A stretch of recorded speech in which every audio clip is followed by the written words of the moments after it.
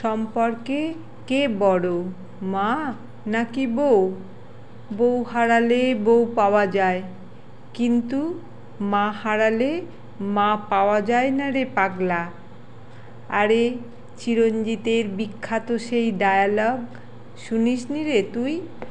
এই বলে অনেক মজার কিছু বলে ফেললেন।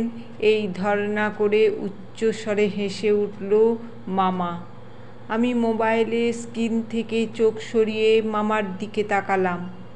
এই কথাটা অনেকবার শুনলেও আমার কাছে সবচেয়ে নিম্নমানের জঘন্য কথা লাগে এইটা। মামা আমার দিকে তাকিয়ে আছে আমার কোনো উত্তরের আশায়। মামা, ধরো তিন্নির জামাই শিমুলকে নীলার বাবা এই কথাটা বলছে, তোমার কেমন লাগবে বলো তো? নীলা বউ হয়েছে বলে ভুলে যাও কেন ও কারো মেয়ে? তুমি আমায় নীলাকে ছেড়ে দিতে পরামর্শ দিচ্ছ। মামা আরও কিছু বলবে আমি জানি, কিন্তু আমি সে সুযোগ দিলাম না, উঠে গেলাম। বাসায় আজ থমথমে পরিবেশ। এমন পরিবেশ বেশ কিছুদিন ধরে হচ্ছে বাসায়, কিন্তু আজ ভয়াবহ রূপ নিল। আমি উঁকি মেরে দেখলাম নীলা রান্নাঘরে আনমনে সবজির তরকারিটা নেড়ে যাচ্ছে। আমি গেলাম, ও বুঝল কিন্তু ফিরে তাকালো না। শুভ্র গোলাপি গালটা তামাটে হয়ে গেছে। আর কেউ না বুঝুক আমি জানি শুকানো কান্নার দাগ এমন হয়। আমি মায়ের রুমের দিকে গেলাম। মা পা লম্বা করে খাটে হেলান দিয়ে মাথায় এক হাত দিয়ে শুয়ে আছে। আমি গেলাম, বুঝতে পারল, কিন্তু কিছু বলল না। আমি চুপচাপ পকেটে হাত দিয়ে বাসা থেকে বের হয়ে গেলাম। অফিসের আকাশি কালার শার্ট আর এশ কালারের ফর্মাল প্যান্টটা এখনও গায়ে। কিছু দূরে একটা পার্ক আছে, সেখানে বেঞ্চে গিয়ে বসলাম। সিগারেট খাওয়ার অভ্যাস নেই, তাও আজ নিলাম হাতে। আমি পলাশ, আমার কোনো ভাই বোন নেই। আমি মায়ের অনেক আশার ফল। আমাকে হাই স্কুল পর্যন্ত মা স্কুলে দিয়ে আসতো। কোচিং গেলে 2 ঘন্টা বাইরে ফুটপাতে পেপার বিছিয়ে গরমে পাখা করে করে বসে থাকতো। আমি মানা করতাম, মা শুনতো না, কারণ বড় রাস্তা পার হতে হতো স্কুল কোচিংয়ে যেতে গেলে, যেখানে সারাক্ষণ গাড়ি চলতো। আমিও খুব মা ভক্ত ছেলে ছিলাম, পড়ালেখায় ভীষণ ভালো ছিলাম, তেমনি শান্ত।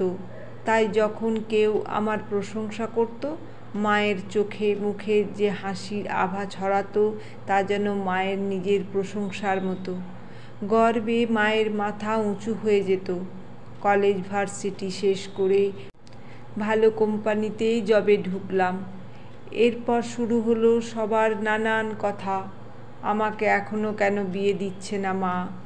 আঁচলে আর কতদিন? মা বলতো আমার সোনার টুকরো ছেলের জন্য তেমন সোনার প্রতিমা মেয়েও লাগবে তো। আমার কোনো পছন্দ ছিল না, তাই মা তার পছন্দ মতো সুন্দরী, শিক্ষিত, ভদ্র পরিবারের ভালো মেয়েটা বেছে নিয়ে এলো তার ছেলের জন্য। আমি বলেছিলাম ছোট মেয়ে তো। মা বলেছিল খারাপ কি সে মেয়ে? আমি যখন প্রথম দিন নীলাকে দেখেছিলাম, হলুদ জামায় শুভ্র চেহারায় যেন এক শিউলি ফুল লেগেছিল। মায়ের পছন্দে চিরকালেই ভরসা, কিন্তু এ যেন ভাগ্য আমার। যখন ওকে দেখলাম মনে হলো একে ছাড়া আর কেউ আমার জন্য জন্মই নেয়নি।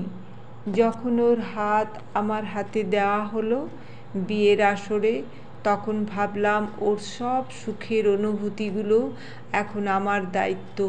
প্রথম রাতে যখন ওকে বুকে নিয়েছিলাম, মনে হলো আমায় ভেদ করেই কোনো দুঃখ ওকে ছুঁতে পারবে না।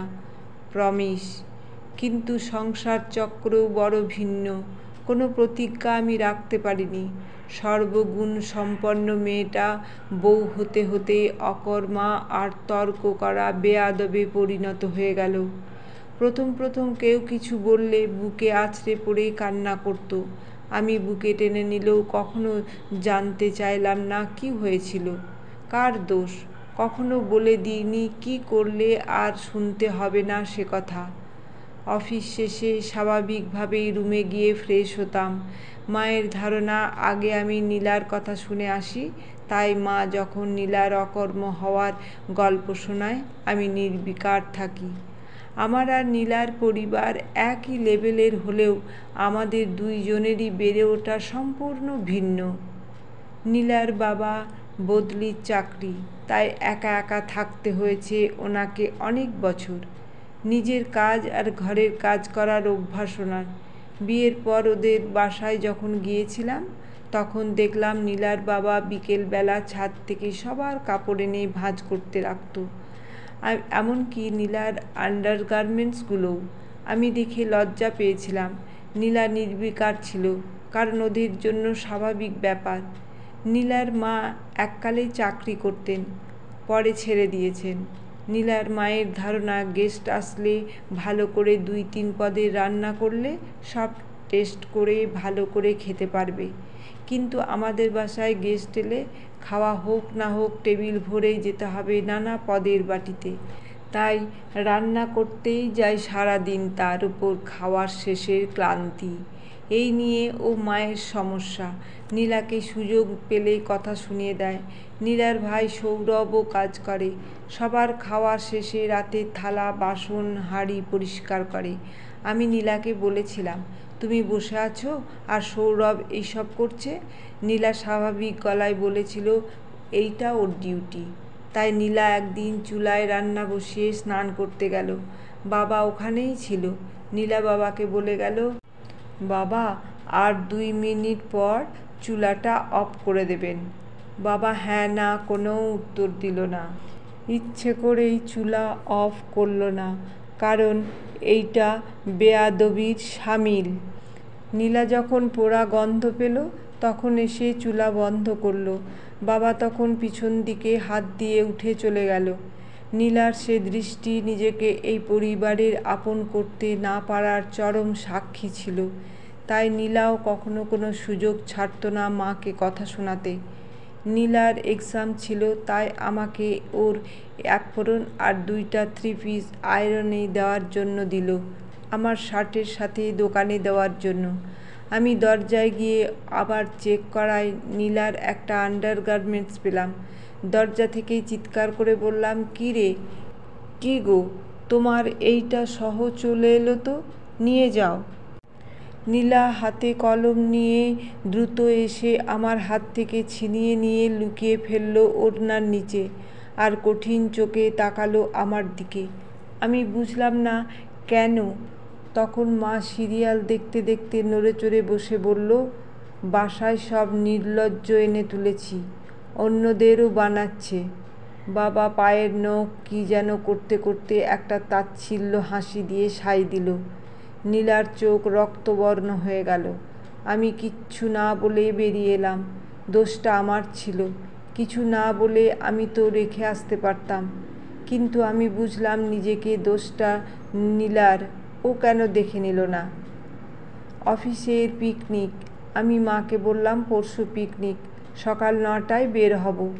নীলার সেদিন সকালে উঠে সব নাস্তা দুপুরের ভাত রেডি করে স্নান করে নীলা শাড়ি পরে ভেজা চুলে ছোট ক্লিপ লাগিয়ে কাজল পরে রেডি হয়ে নিল। মাকে বললাম আমরা বের হচ্ছি।